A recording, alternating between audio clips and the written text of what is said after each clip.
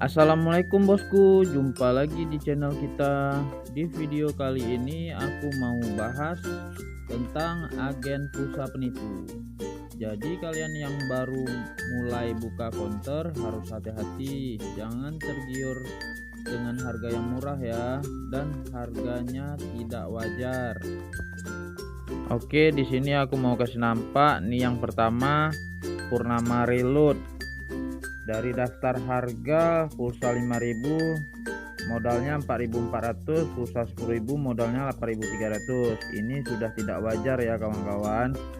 Pulsa sebenarnya kalau dari Digiposnya langsung pulsa 5.000 bayarnya 5.500, pulsa 10.000 bayarnya 10.450. Nah, kalau ini memang tidak wajar, ini memang penipu. Ini yang kedua Anugerah Sale, sama juga modalnya 4.400, token yang 20 15.000, kan sudah tidak wajar. Ini yang ketiga Market Pulsa, sama juga ya, ini si penipu semua, kalian harus hati-hati.